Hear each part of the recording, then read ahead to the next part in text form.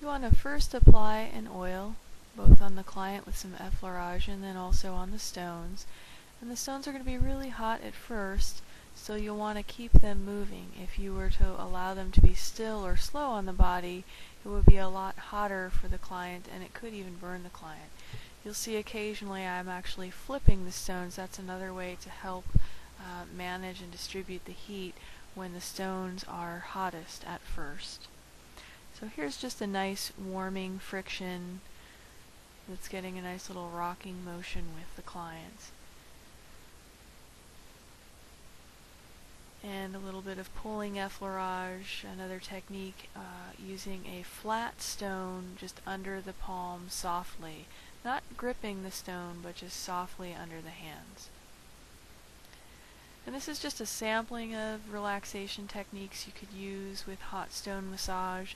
So it's not a full routine, so you're not going to see the same smoothness between transitions nor symmetry that you would in a relaxation routine for hot stones. Here's some more pulling effleurage with a flat stone, and then as we start to get deeper, you can press the front edge of the stone in deeper with your fingers and scoop the tissue. Here, scooping from just above the iliac crest, leaning back with your whole body. I love to do leaning back strokes since we do so much pushing work in massage. Here again with flat stones under the palm, you can see how my whole hand and fingers are contacting the client's body smoothly, and that the stone is just cupped under my palm. I'm not gripping the stone with my fingers. Here we're pressing the tissues in towards the midline and trying to really lengthen that area as we move superiorly. You'll see that same cupping technique where the fingers are flat and contouring the client's body here as I do some compression with a circular movement. The hot stone is really getting a lot of work done, that heat, so we don't need to use as much pressure. Once that area is warmed up, I can always use a pointed stone or an oblong stone held softly on its edge, and then really sink into the area with some friction here, doing some nice circular friction on teres major, teres minor.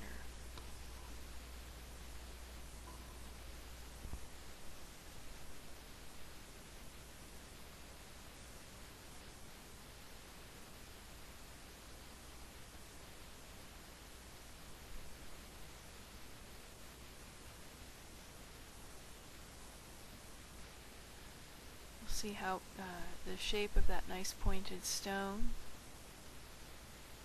And then whenever you're done with the hot stone, you can slide it back into the client's hand. It'll actually be warmer than the stone that was in their hand. It's a nice way to replace and reheat those warm stones that the client's holding. This technique is a nice way to get deeper in the lamina groove. Pressing and pulling up, pressing in, pulling up, kind of one vertebra, one step at a time. First in the erector spinae, and then as you get deeper, you get into the multifidi and the rotatories. You only want to go up to about T1 or C7, since this would not be a good technique to use in the neck area. On the upper traps, this nice compression technique always reminds me of the way a cat kind of kneads its paws to get relaxed in an area, to get comfortable. But you can really press back and forth with your whole body behind this stroke. Really warms up not only the traps but all the way into the supraspinatus. And then as you do the typical butterfly effleurage stroke, be cognizant of the bony landmarks. You wouldn't want to bump into the acromion process or the spinous process with the stones. And then take that stroke all the way up the occiput is really nice. Some pulling effleurage from across the table on the upper traps. And then this is a great fulling stroke with your fingers in front of the traps and the hot stone under your palm behind the trap. So fingers pulling up, hot stone palm pressing down. Very nice fulling technique. A little bit more of that circular compression. You'll see how I'm using my whole body. Always want to use good body mechanics with hot stone massage, just like a regular massage. Here's an example of how to use a stone on an edge with a rolling technique. Here's first on the teres major, teres minor, and then on the origin of the posterior deltoid. You see my left hand, the thumb is actually scooping out the supraspinous fossa now that that area is warmed up so well. You don't have to be attached to having a stone in both hands when you're doing hot stone massage. Some of your specific work or warming up and palpating an area can actually be done without a stone. Here's another example where my non-stone hand is doing some massage and then doing some lifting of the scapula to facilitate getting under the scapula border with the client's hand behind their back.